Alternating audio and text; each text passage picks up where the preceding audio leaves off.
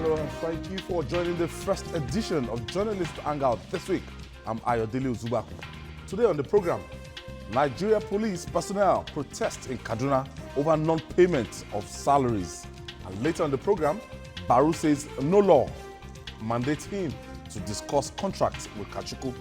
I'll be hanging out with Babajide Kolade Otitoju, Mayor Akipelu, and Charles Ideho. So if you're ready, let the hangout start now.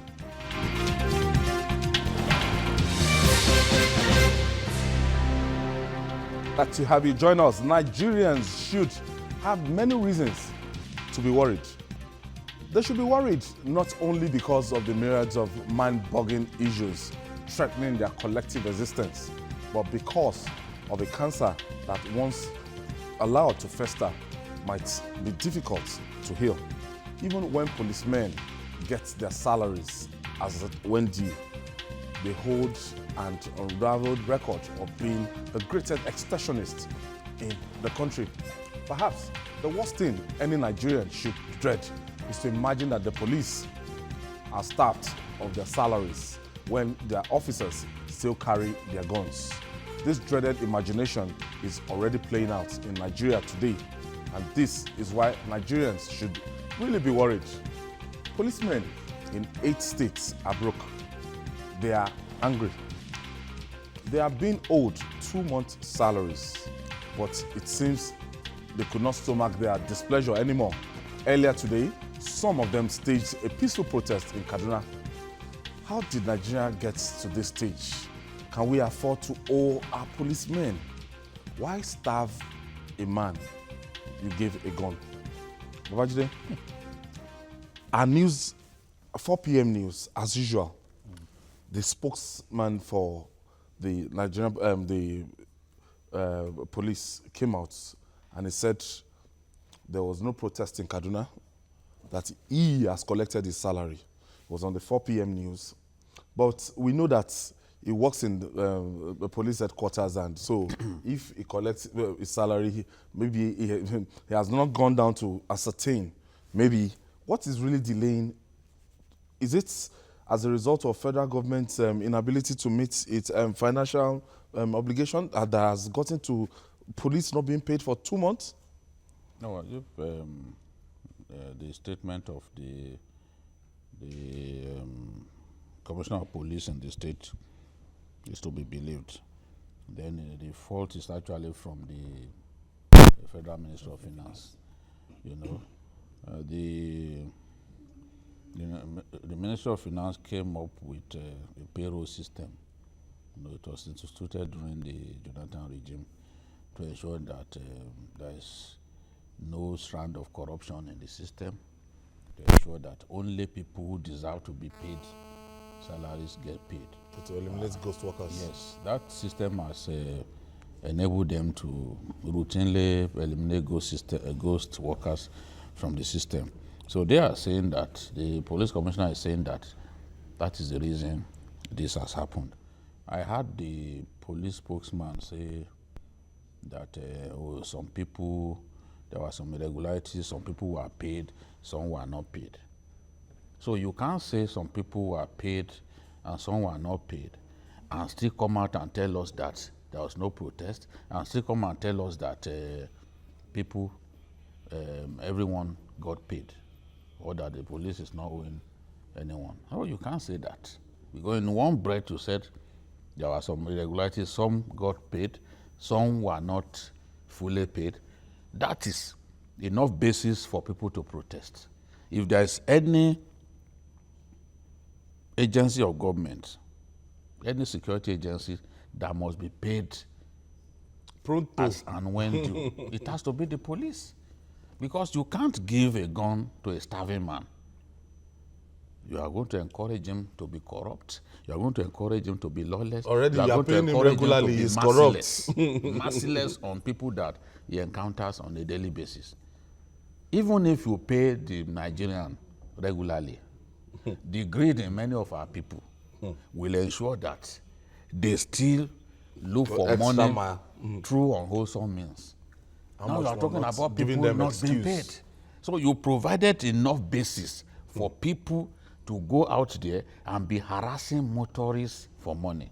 Taking people to ATMs. If you go, what is left for them now is to acquire POS machines, those portable POS machines, and be asking you, is it savings or current account? Then they'll take your ATM card and slot it in by themselves. Because the formal transaction. You put your number. Now what is left? Because we know that, look, we are talking about corruption. Corruption, the police and corruption, they are in good company.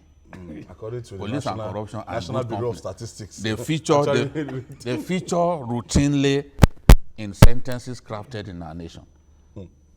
Police and corruption. When you talk about corruption in our land, people's minds go to the police, because when you even come into our country for the first time, you are driving, you are sitting in a vehicle, chauffeur driven.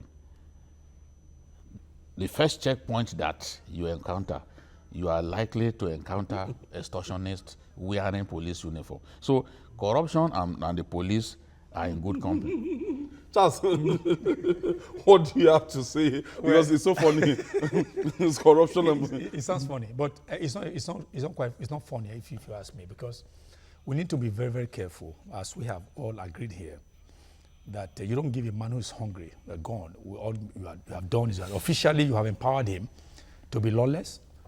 And I can't imagine me driving. I mean, encountering a policeman who has somebody pay for two months, and then he's asking me for certain papers, and I'm responding to him. The man, there's something I would say, the man will get angry at the slightest provocation, and then he might use the trigger. That is why it's very, very, very, very difficult. But I think the integrated payroll and personal information they're talking about, which is, of course, they are hinging it upon now, is something that has helped to clean the system. Then, of course, you also talk about the BVN or so, in order to eliminate the issue of ghost workers. But when the thing was done, even with the police, they carried out audit. They did staff or personnel audit, which has helped to actually know, to ascertain who are qualified to be paid. So they have done that. I don't know why we are still having the problem of when it comes to when people are going to be paid. When you already have a system that is integrated, then you are still having a problem about you're asking questions. So which is why we have not heard from the Federal Ministry of Finance where they are heaping the blames upon now. I think it shouldn't be. We shouldn't even call, if police at all, as you said earlier in your prologue, how can we already having a police that is corrupt? We already have a police that have become extortionists. We already have a police that even at the slightest provision, the trigger goes off. Then you are now owing such. But there's no way we can have a good policing system if you don't cater for the welfare of the police. So that's why we also is that we must look at their welfare, pay them adequately, kit them, and give them whatever you get, so that the society will be easily policed. Not even now that we're having this. Not even now that we're having this issue of security Mayor, challenges. When you begin to look at it, even we are talking about the foundation being shaky, because even what is paid to that policeman is not even enough to take him home. I agree with you. In that case, I will rather blame the Inspector General of Police. I think he's not doing enough for things under his watch, because blaming the Ministry of Finance that's not the first time you are paying the salaries. You've already integrated it, so that should not be an issue. And then if people under you, their bare hands, don't collect salary, it's not as if the salary is late. There's a difference where you could say because of some technicalities, the salary is coming late. By the time you don't pay people for 2 months, that means something is fundamentally wrong. There is a problem. And I think the Inspector General of Police should feel this is not late. Uncomfortable if you have people under you that bear arms and they have not received salaries for 2 months. Like everybody has said, it's not only dangerous, you can turn those people to armed robbers themselves. That's right. Because they have arms, they bear arms, they are hungry, they have bills to pay, they have to take care of their family, and they are hungry. When you have such combination, it's very dangerous. And I think something like that should not be happening in 2017. It makes our country look very bad. But actually, before we go on break, but we have a lot of policemen that are fans on this program. That's right. They watch journalists Hangout. And your PPRO came out this today to say that there's nothing like that. He has collected his money and there was no rally, that all is well. And you think anybody should listen to the guy? The guy that told us when Senator was selling us told us that Miso, the senator from Bauchi, did not retire Properly. And I forged his yes. papers. The Police Service Commission said the man retired. I fully followed due process. The right way. Now, the rebutter by the Police Service Commission happened not too long ago. For me to not recall that it was this man that said it. Yeah. Because I'm not such a forgetful person. So now if I remember that I was one who misled me, that Miso didn't retire appropriately, then do you think I'm obligated to believe what he said this afternoon? So what could have changed between then and now? No. I'm not obligated to believe him. I'm obligated to ask questions about what he said. Not to believe him after what happened the last time. So this is the thing. It's embarrassing, and the Kaduna police chief called it mutiny. Mutiny. Policemen should not be involved in strikes. You know, sometimes, some time ago, a few policemen wanted to go on strike and all that. And said, it is unheard of. You can't go on strike. If you go on strike, you'll be locked up, you'll be jailed. You can't go on strike. Just like PHCN people, they cannot go on strike. It's against the law. So if you go on strike, then you expect to be jailed.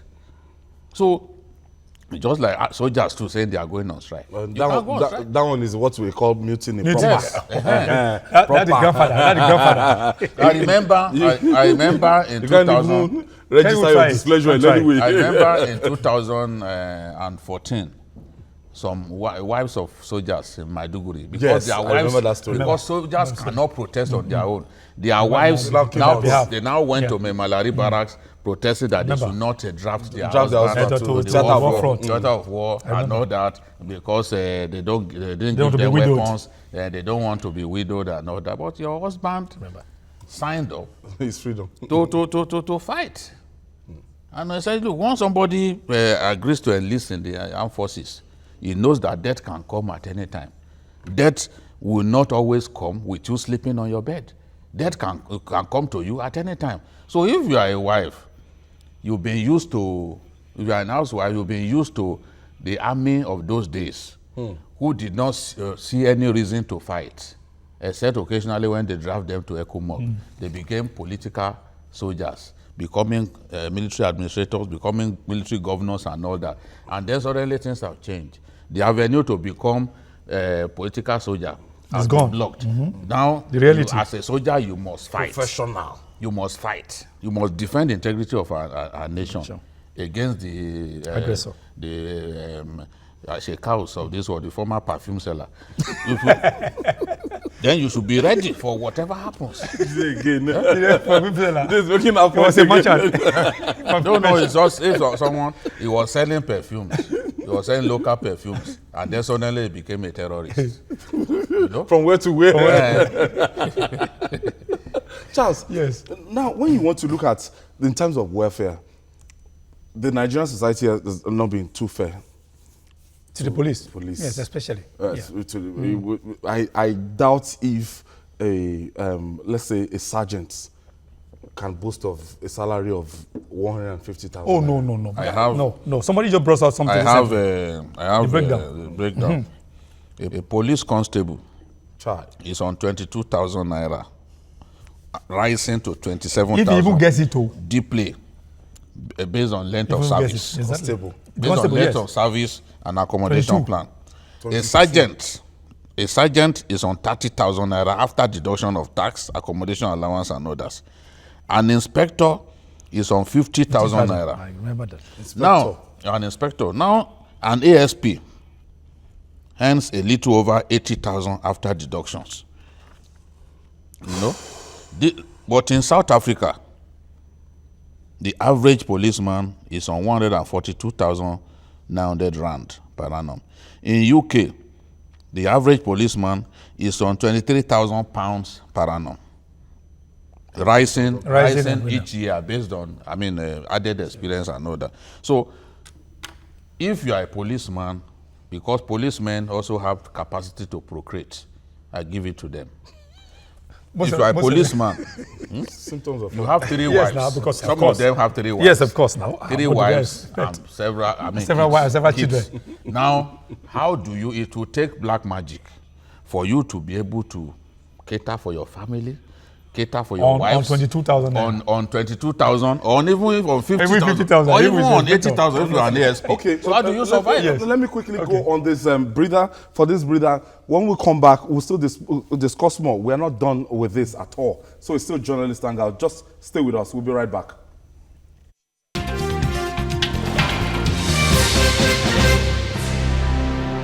Welcome back. If you're just joining us, this is Journalist Hangout, and we're looking at the plights of our policemen out there. We know so many of you guys are always watching Journalist Hangout, and it's always to the right, to the left. Sometimes we praise you, sometimes, but they're not treating you well now. So we want to fight your cause because I don't know, Babajide, it's so disheartening. What you've read, we'll come back to this again, but let me quickly take you to the interview we had with the police PRO. That's on our 4 p.m. bulletin. We spoke with the public police Jim Moshood. I want to start saying that it is not correct that policemen protested in Kaduna over non-payment of salary. It is not correct at all. No single policeman or 2,000 police personnel protested. For people who are in Kaduna are watching now, they will equally be able to attest to that. No policeman is protesting anywhere. I equally want to say that the police is now owing August and September salary. We have a little itches in the state that have been enrolled in the integrated payroll personnel information system, which is IPPIS, managed by the Office of the Accountant General of the Federation. For some police personnel, the General Police Force is paying salary of the police personnel as at when due. But this issue arises in these 8 states that have fully been operational on the IPPIS platform. Some of the policemen were fully paid their salary in this state. A lot of them actually have been paid, but some have their name omitted, some underpayment, some equally recorded overpayment. And these issues have been taken up with the Office of Accountant General of the Federation and is being handled. So I want all Nigerians to, especially those in Kaduna, to go about their lawful business and other engagement without fear of panic or any apprehension. No policeman is protesting anywhere. We want to correct this impression in the media that that is not the case. I wanted to say, but Jimo.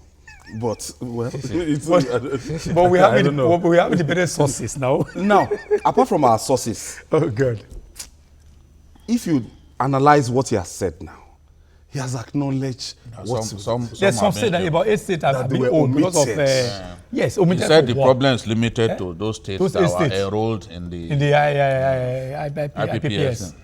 So what these are the people who are affected. So what are we talking about? Those affected, if they decide to embark on the figure, the number of policemen that they are talking about may be exaggerated. Yeah, but you can't say that people didn't protest. But the thing is that on the one hand, he was saying that they will not be owed. On the other one, he said there are some technicalities, some hitches. So how could there be hitches? So you see how he was saying. The man was not speaking the truth at all. I would like to look at it from a larger perspective. Every country gets the police they desire. Yeah, that's right. I think we don't have respect for our police. Itato, we used to people the Nigerian police with people who are not really up to it, or people that would think never do good. Yes, in society. Now things are changing, but we have to now take our police seriously.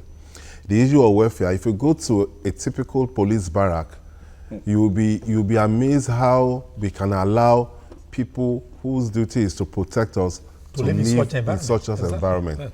And when it comes to uniforms, you see some policemen that are not properly uniformed. You will see that we are not. The country has to accept whether we want to take the issue of security seriously. If we want to take the issue of security seriously, then it must be some of our best hands that should be in the police. We must be able to pay them well. It must be a job that you must aspire to. It must be a job that people will feel happy doing such jobs.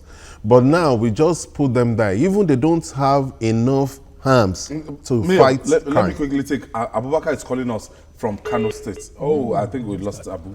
Please try and just call back. So we even they don't have enough arms. So you will see that in most states, it is the governors of those states that try to equip the police. Those are the people that have become a norm. And that shouldn't be the case. That shouldn't be the case because there are some states that will not be in a position to do that. That's why you see crime going around everywhere. You can. Our roads are now. The question has been complaining. The IG has been complaining about the massive underfunding of the police, it just makes sense for government to take him seriously because it's trying to come up with a bill that will ensure that the police get funded based on the first line charge. You know, because we can't continue. We can't continue like this. Rebecca is calling us from Kaduna State. Oh, glory to God for that. Hello, Rebecca. Hello. Yes, thank you for joining us, Rebecca. Okay. Tell us. Go ahead with your contribution. Hello, good evening. Good evening. Go ahead. Good evening. Yes, please go ahead. You're on air. I'm calling from Kaduna State. Okay, go ahead, madam. I have an auntie who is a police woman. Okay. I have an auntie who is a policewoman. She has not been paid. I have an auntie, she's a policewoman. She has not been paid. Okay. Hello? Oh, don't listen.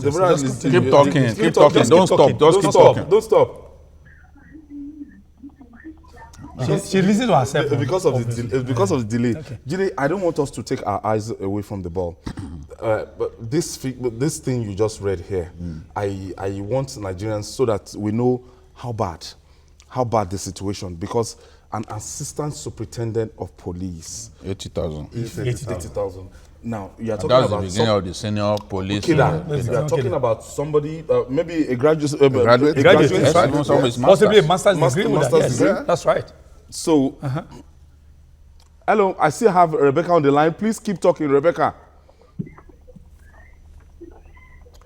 Thank you for still holding on.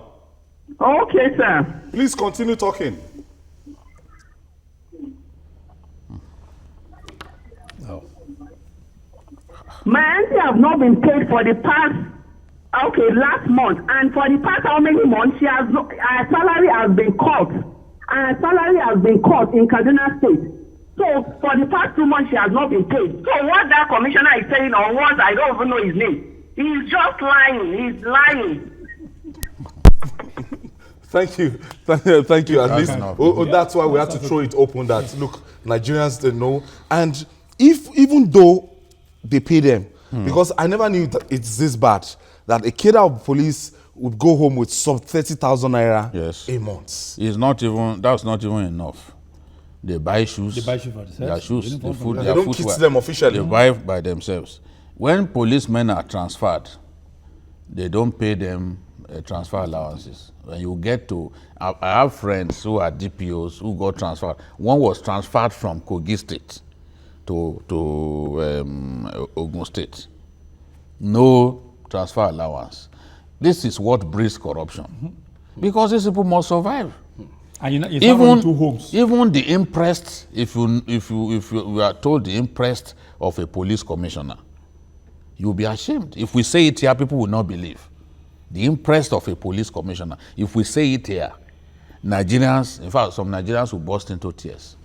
Because it's unbelievable. We are at liberty. No. Because some of those policemen, look at the one that happened, and one of them, one police commissioner who has been promoted now, just inadvertently spoke about the fact that it's allowance for fuel for the whole state is just about 50,000. How do you... Sorry, the whole state. For the whole state. Yeah, for the command, for a state command. I'm telling you, 50,000 naira. So at that point, how do you explain that? But do you know now our vehicles will go out, police vehicles will go out every night. But do you know that they contribute when you see most police patrol cars, apart from the one from RRS, the ones from police stations, divisions and rest of them. policemen there contribute to fuel fuel the thing that by themselves. Then how did they get Some the of money? the And they get it vehicles. by collecting money. Let me also tell you. Arrest. Let me also tell you. For fuel. Yes. Let me also tell you Yes. some police vehicles, because their police vehicles are disused. They hire vehicles The buses, from yes. the buses from Exactly. I've seen transporters. those Yes. before. They hire, they pay those people to do their normal operations. routine Operation. patrols and all that. Yeah. Exactly. So how can we have that kind of situation? You go to some police stations, you will find disused vehicles just littering the whole area. You go to police stations, they don't have lights. Yes, of course, They've do been that. disconnected for many years. I actually went to Pedro police station at a point in time, I think last month, to go and get somebody out. And the person, the first thing I said was that I want to see this person. And the policewoman on the counter just told me that you pay for Izal and Dettol first. Also see some. Just to see someone. that person. I mean, you know what that means? I was like, I couldn't. You couldn't understand I what the reconcile what she That's was trying to No, say. What are you saying? Ayo, let I me said tell I you want one. to see Let me tell you one. somebody. Sorry, quickly, let me tell you one. There was a policeman that died. So the case went to the DPO where they wanted to raise money to be able to take the policeman outside the station because he came from somewhere else. The DPO said, well, they didn't have money. What they need to do is that you know what to do. They gave the other policeman 2 weeks to go raise money. You know what they mean to go raise money. I mean, all of them went outside. They were making returns on a daily basis until they were able to make about 100,000 or so before they were able to take this man out of the session. That's Exactly how it goes. You understand what I'm saying? So if you now have, and this is the same institution that we are all of us, we are living our own safety in their lives. See, when policemen, since we are talking about welfare of policemen now, when policemen die in action, they get abandoned, neglected. When policemen get injured in action, they are neglected by police authorities and other people. When a policeman dies in action, they would send the family out of the barracks. How many? You send about 2 weeks or so. And when you have a system that ensures that the people who lay down their lives to protect you and I are not insured, they are not insured. It's just Lagos where the Ambode has come up with the kind of insurance cover. It's only Lagos, and then It's because of only our Lagos. arrest. Yes. Yes, because somebody was, that's the There's only no place they pay. insurance. All right, Because the average Lagos State Nigerian pay- policeman All right, has no we'll insurance. be back to conclude this, to take our final take on this welfare of police. It's still journalist Hangout. Please just stay with us.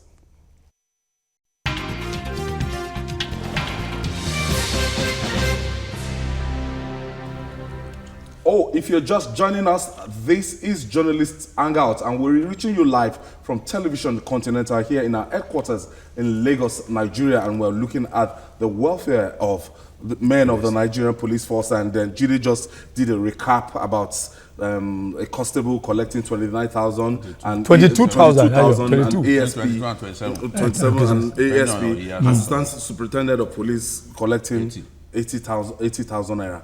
Mayor, when you want to look at this, I'm sure this is not what is this is not the same thing obtained in the Nigerian Immigration and Nigerian Customs Service. Yes, that's off here. I was saying that the problem started during the military, because at that time the military don't really see the Nigerian police as part of them. But the military left a long time ago, and I don't see why the civilian government would go the same way and treat our police the way they were being treated. It's only in some few states, especially Lagos, that you can be proud that you are a member of RS, because if you die in action, they compensate your family, there's insurance and all that. Allowance. But I don't see why a state like Lagos State will be able to do that for those under RS, and the federal government cannot do that for the Nigerian police. One, we don't even have enough police to do the job, so they are overworked. They don't have enough resources to do the job. They don't even have enough arms to fight crime. And yet we want them to be able to protect us. So they said that we are serious about the security in this country. Yes, the malaise that is going on in the country, and we have to do something about it. The Nigerian police force the members of the Nigerian police force have to be properly paid wages that can really take care of themselves and their family. they have to have enough resources to be able to do the job. That is takes the only, yes, that's the way. them home. Their barracks must be improved, not the kind of barracks that we see now. Yeah. Olabanji is calling us from Ondo State. Many thanks for joining us, Olabanji. Yeah, good evening. Good evening. Good evening. Good evening, Banji. Please go ahead with your contribution. All right, I greet all of you there, Mr. Kolade Otitoju and the panel there. Thank you. Thank you. Talking about the welfare of the police, I want to say that we are not really serious in Nigeria, and I don't know when we want to really start solving our problems. Like people have rightly identified there, if the security men, people that we are entrusted with our life, who carries gun, are not being paid. When policemen are paid, we all know what happened on the highway. Not to even say now that they are not being paid. And to make the matter worse, a PRO of the police could come on here and be saying that there were no people protesting in Kaduna State, when he actually agreed that some people have not been paid. The truth of the matter is that we are not getting it right in this country. And we must go back to the basics. I think that if we want to want to fight corruption in Nigeria, it must start from the welfare of policemen. Thank you, Banji. Thank you, Banji. My time is fast spent. Judy, let's round off on this. Okay, Charles. Well, for me, I think Quickly. the thing is that it's very deliberate, I say. But let me also talk about this PPRO. Some of us we have experience in terms of public relations work, because when you speak for an organization, it is whatever you are saying is gospel. So what he should do is that rather than just rush to the media, I think he needs proper briefing. Because what he has said, look at the woman that called from Kaduna now. He rubbish what the man said. So before you can speak for the police, make sure you have adequate information. Don't even rush to the media. Because what he has done now, is antithetical to the profession. So next time he wants to go on air, make sure you have adequate information so that when he's speaking from the point of that he has the information, not all this speculation. Quickly on this. Yes, I think that. I want the finance minister to address this problem immediately. We can't have a situation in which the police will be denied their salary or have their salaries delayed. It's extremely dangerous. If it goes on like this, something worse can proceed from this unfortunate situation. And the welfare of policemen generally has to be taken seriously. The demand of the current IG that the police must be funded appropriately. You know, because of lack of funding, the police for years couldn't carry out recruitment into the force. Yet people were retiring, policemen were dying, but we couldn't replace them. So it contributed to the under-policing of our country. Citizens so to now police. this has to be addressed. The police must every year recruit the right people to fill vacancies in the police and to ensure that we get to that threshold that the United Nations came up with. All right. Now we have to move on. An author and philosopher, Robert Bennett, once said, for every good reason, there is to lie. There is a better reason to tell the truth. For many decades, Nigerians have been fed lies and half-truths about the financial activities of the Nigerian National Petroleum Corporation, that's NNPC. To many, the corporation is a big firm where corruption is, not touched. But President Muhammadu Buhari had taken steps to launder the sordid image of the corporation until last week, when the controversy reared its head. The Minister of State for Petroleum, Ibe Kachiku, accused the NNPC Managing Director, Makanti Beru, of insubordination. He said Baru approved $24 billion contract without due process. On Monday, an angry Baru replied. He maintained that the contractual matters are not required by law to be reviewed by the Minister of State or NNPC board, but only the President, the Federal Executive Council, or Minister of Petroleum, which is the President himself. Baru, however, did not address other issues raised by Kachuku. What is happening in NNPC? Let me first of all, Mayor, getting your thoughts now. This thing has been on for like a week and a half, and Baru for the first time is speaking, and the PPRO, the group manager, corporate affairs manager of NNPC today spoke on behalf of Baru, and this is the proof that the president is a very weak leader. He's a very weak leader, and it is true that his so-called cabal is in charge of this country. If one, the minister of state is more or less the Minister of Petroleum Resources, because one, the president did not even have time to supervise that ministry, and the president has been ill for some time and was away. So, ab initio, it is the Minister of State that is the final minister of that petroleum resources. That's one. Two, the Minister of State wrote a memo complaining to the president about the insubordination of the group managing director. It was leaked. Whoever leaked it, what is important is that the president now agreed to meet the Minister of State. After meeting the Minister of State, the guy, the group managing director was invited to the villa. And the best thing they could do was to say the guy should go and react to that memo and to now issue a release by the group managing director undercutting the Minister of State and ridiculing the Minister of State. Because what they are saying is that the managing director, who is supposed to be answerable to the Minister of State, who is also the chairman of the board of that NNPC. Now the NNPC as a body, and the group head, that's something the general manager, public affairs of that, now issue a statement. Yes, telling the supervising minister.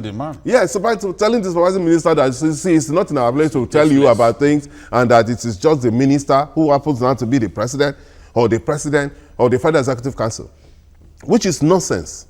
Absolute nonsense. Because why we have that kind of situation is that usually the Minister of Petroleum Resources is the same person that is supposed to take whatever they want to take from NNPC to the Federal Executive Council. In this case, since there's a Minister of State, it is the Minister of State that is supposed to take that to the Federal Executive Council. In short, I think this Minister of State thing is just by nomenclature. That's what I'm saying. Think about petroleum. That's what I'm saying. In the scope. And because it was former, yes. Kachiku that will brief. It was because it was former NNPC. And all that. He has never said that. So what they're just saying is that some cabal just believe that, we will do things the way we like. And even when there is a complaint, instead of the president to be firm and do the needful, he will now ask the NNPC to say, go and respond to the memo of the Minister of State. And the best way to respond to it is to come out and say, look, it is not in our place to inform you about one day. If, for example, the NNPC as a body can issue contracts worth 24 billion, and they could sidestep it because there's a lacuna that the Minister of Petroleum Resources is also the president, that means we are just jokers in this country. Charles, because 24 billion naira contract and there's a minister sitting and he didn't hear anything about it, for whatever it is in the law, this might just go beyond the law now. But I think there are so many things that do not just add up at all. First of all, you are saying that only the petroleum minister has the power to approve, right? Now, we have a petroleum minister in the president. Now, if the president, assuming they approach him for the approval, how come the president is not aware? And you announce the matter came to him, you announce, okay, it matter have been brought to me, now respond to it. And when was this? When was it asked exactly, last that's what I'm saying. So which that means it's important to get when this transaction so which means the president who is vested, who has that vested authority to approve, according to the law they have, Udugamadu has stated now, the president obviously is not aware. Of course. But if he were aware, why would he say, okay, something came to me, go and respond? And there's no record that this thing went through fake. That's on the one hand. On the other hand, there is a board. Now, you are not saying that the board has no right. The question is that why is this board in place? What is the job of the board? Nobody's answering that question. Wait, what is the work of the board? If you say there's a tender board that's supposed to be responsible for this, what is why constitute a board of the NNPC? What is their job? I think they're not, Babajide, I think they're not managing this thing well. At all. I think somebody must accept responsibility that, look, we've not managed this thing well. It's within the house. It's within exactly. It is the cabal, because the chief of staff is a member of that board. Honestly, I'm ashamed of what is happening. And the decision to have Mekanti Baru respond through the spokesman is an irresponsible. Also, yes, it's subordination. Because what you have now done is you've tried to diminish the office of the Minister of State. You think it's Kachiku that you are diminishing, because we've had all kinds of stories that both of them had issues. Kachiku kind of undermined him when he was fully when charged, he was fully in charge and all that. But now it is the office of the Minister of State that you are diminishing by having a staff of NNPC respond to a minister. So Baru is too big now to respond to somebody who's supposed to be his boss. His boss. Because whatever he thinks he is, It's just like whatever he thinks he is, whatever Baru thinks manager responding he is, to Alice Madiki. whatever That Baru, could it have happened? Ayo, let me, before I lose my Continue. train of thought. Whatever Baru thinks he is, however big Baru thinks he is, the Minister of State is his boss. Yes. Correct. So By now law. to have someone Yes. who is your own junior respond to your boss is the height of irresponsibility. And the people who encourage such impunity, we thought that impunity had died in our country. You know? People who encourage this kind of impunity, they are doing a great disservice to our nation. I see people, I am a Buhari supporter any day, but it is the overriding interest of my nation that bothers me more than anything. Your sympathy So for where my idol Buhari does something that is wrong, I will be eager to let him know that, look, in this case you have done what is wrong. We can't have a dysfunctional presidency whereby some individuals before our eyes will be undermining the president. The president will not even know. He was undermined before Babangida and his gang took over in 1985. He's been undermined again because the disaffection that some people want to cause amongst his ministers will not allow the government to make progress. When there are a few ministers who have always had direct access to the president, you and I have spoken about this. One day we finish this program, we are talking about the ministers who on their own said, look, we can't continue to have a chief of staff block access to you. Yeah. Now there are ministers who had access to the president, direct access. Kachiku was one of those ministers back then. Are we now seeing clearly that with the appointment of Baru, Kachiku lost that privilege? So if he lost that privilege, do you expect him to be excited? Why should it surprise you that he's complaining? Why should it surprise you that he has written to the president? So the thing is, it is now looking clear to me now that only a third party, an impartial third party, can tell us the truth about this whole matter. Kachiku, I've read what Baru's boy Ugumadu has written. I've read it. How about other issues like appointment of people in a federal setup like Nigeria, where federal character plays a key part? Very, very An individual does not have the right to singularly be making appointments. And coming at NNPC, where even 90, the federal agency has told us that NNPC has continued to refuse to remit monies to the federation account. We've been told. So we can't have a situation whereby the group managing director of NNPC is so powerful that he will appoint people alone without a recourse to the board. He will award contracts, humongous contracts without a recourse to the board. Then what is the board? What was the board doing? What was the board set up? Why did the president inaugurate that board and placed? Why did he place Kachiku at the head of the board? If Kachiku would just sit there like a lame duck, you know what else is the essence of that? Okay, Tosin is calling us from River State. Tochukwu from River State. Sorry. Yes. Tochukwu, go ahead with your contribution. Thank you for joining us. Thank you, madam. Go ahead, Tochukwu. Okay, hello. Yeah. Yes, you're on, Tochukwu. Yes. Please, I am not hearing you, but let me just go ahead with all I tell you. I thank Babajide. I respect him, and I so much love his speech. All of you, I love your speech. Thank you. But let's tell ourselves the truth. All of us love this country, and we want anything that will make us to be happy in this country. Let the government let us know what they are doing because of the mantra they bring in this government. Mantra of change. We believe for the past last 2, 3, 4, 15, 16 years, things are not going well. And they are now letting us to know that now is the worst. So please, let the president, whom every Nigerian have the respect to tell us what is happening. And please, I will advise you people, the journalists, to call him for a journalist interview. I think the whole president that have passed did that. Let him call, let Nigeria call him and talk to him. Let him hear from the people he's ruling. He is touching us. We are not touching him. Thank you, Tochuku. Thank you, Tochuku. That's our regular media chat. I think we've had it once in yes, in this administration. Just once. And it's about time that the president responded to some of these issues. To speak with Nigerians. Mayor, it's as if there's something that when we bring our best, sometimes we bring them to rubbish them. To humiliate them. To humiliate them. Because the way I'm saying it, there's a calculated attempt. So hiss him out. Kachiku is not needed in the equation. Let Baru take over NPC. No, but I think that's why we have to look at. I think if it's not useful, if you don't need Kachiku again, tell him, gentleman, I'm happy for your service. Thank you for your service. It shouldn't be like that because when the president came, they appointed Kachiku has already succeeded in the private sector. That man, the PDP administration offered him a ministerial appointment. Kachiku turned it down.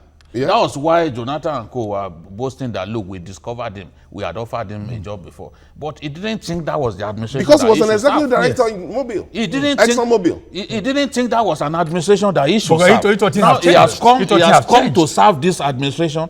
And the president holds him an obligation to not humiliate him. Because not otherwise, the president must show leadership. The president does not show leadership. If this man is humiliated out of this position and needlessly, because you said something, I think it was you that said something.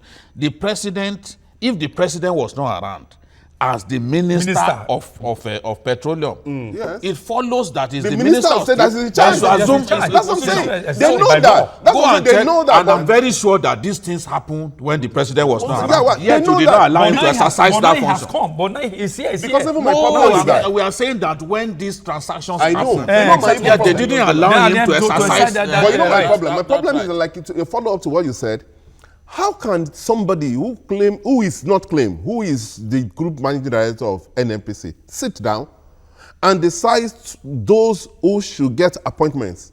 Not only that, the Minister of State in his letter said because of what has been happening, he now seek an audience with him to say, look, these are the appointments that are coming. There's a need for us to sit down and discuss it. And it was ignored. It was ignored. He did not even respond. He did not even respond. He just ignored it. And he went ahead to do that same thing. And what we are saying now is that if we want to have a country that all of us will have a sense of being proud of, some people cannot sit down and think it is their right to do whatever they like.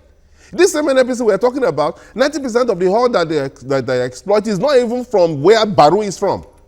And you cannot see somebody from Nigeria that is a minister of state that is in that position to be able to take authority, and you ignored him, and you now arrogantly said, okay, you have reported to the president. And the laws are required to the president. Okay, now the president we should respond to you. Okay, we are telling you that the law did not even say we should have anything to do with it. We don't have any obligation. That is unacceptable. No, let me. Okay. I don't think the villa actually is managing this situation. No, it's not. It's because the problem is from the villa.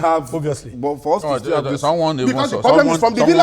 someone even suggested that, look, even if your boss does not have the power to tell you to do this or tell you to do that if Baru himself were not an arrogant person, he would say, my boss, this is what we want to do now. I just said that. Let me let you know. Honestly. I mean, that's a 100%. It feels patently arrogant not to even bring it to anything the to his own notice.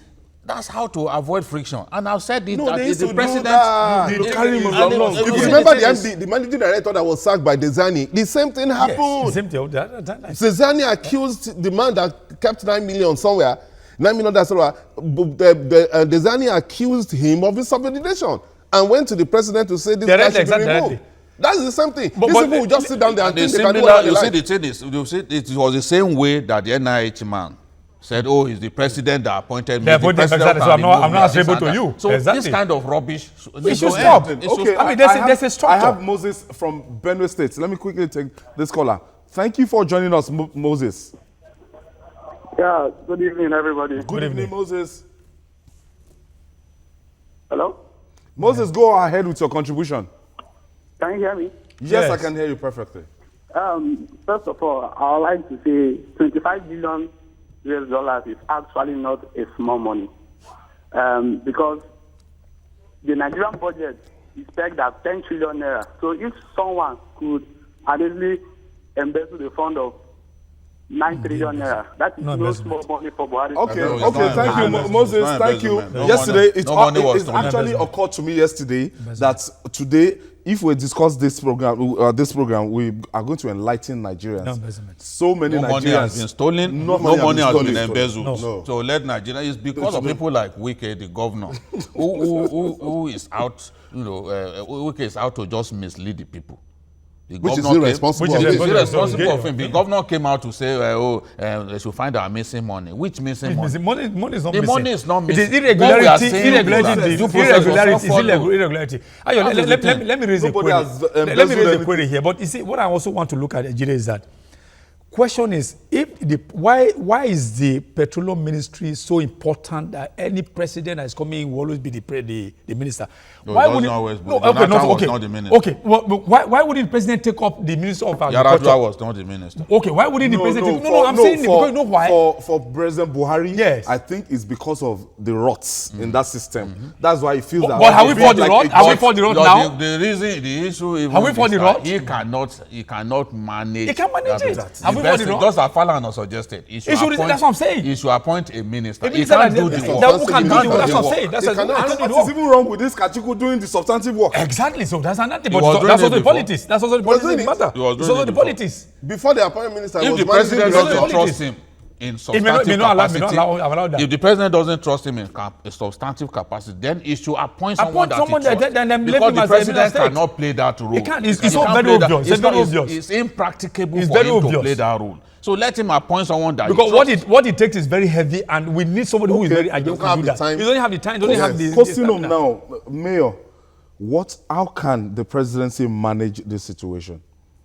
Well, I think the president should show leadership. He's not showing leadership. 2, the president should not encourage insubordination. For us to be able to have a country that all of us can call our own. Then I think the president cannot perform the role of the Minister of Petroleum Resources. So he should appoint a substantive minister. If he doesn't have, like Jide said, if he doesn't have trust in his Minister of State, then he should remove his minister and bring someone else. Why you have a Minister of State is because sometimes there could be a big ministry that needs to have somebody that will be able to do certain things. But that does not mean the Minister of State will not perform. Yes. There's a Minister of State for Transport who is more or less in charge of aviation. And he's busy. And he's extremely busy. So if you don't believe, if you think, and I think Ibe Kachiku has made his name in the industry, is well respected in the industry. That's why he was brought in the first place, to be able to perfume the place, what was going on there. Now, it's not fair for you to think you have used him for the purpose, and then you now bring someone else to continue the way the things used to be done there. And I think we have to be careful that if one man should not be in the position to award contract worth 24 billion. Well, mine is that, now that we have this of nepotism here and there, we're talking about it, and then we need to bring all the country together. This issue we should not allow this issue to divide us, because rather than bring us together, this issue, we're already talking about Niger Delta and the North and everything. We should not allow that at all. We should not allow that. Let me tell you, some of the people who are very, very opposed to what has happened are from northern Nigeria. Some of my friends, Aliu Yakase and the rest of them who are saying that they do not like what has happened, they are not Southerners. You see, honest people will stand on the side of the truth. They will not talk about where they are from. And decent people know that it makes no sense to sidetrack due process. It makes no sense to appoint a minister of state and not make use of him. And use somebody who is his junior. It makes no sense. And decent people in northern Nigeria, they are saying it that this is wrong. This is wrong. So it's not even a tribal issue at all. So we should not try and get the tribalized coloration. The president should do what is just, and the president should act very fast. I want to thank you, Mayor Akikbelu, after your long break. Welcome back. Thank you for coming on Journalist Hangout. Charles Ideho, IDO. Great to be here. Thank you for coming. Thank you. And Babajide, we do this together every day. So, and that's where we draw the anchor on today's edition of Journalist Hangout. Join us tomorrow for another interesting episode of the program. You can watch the pre-broadcast tonight in all our platforms at DSTV 418, GoTV 45, and all just 1, 2, 3, 4, 5, 6 of our other platforms. You can also catch the repeat broadcasts on YouTube. That's youtube.com/TVC News Nigeria. Our feedback channel is on Journalist Hangouts at tvcnews.tv. I'm Ayodele Usubahu. See you tomorrow, and God bless Nigeria.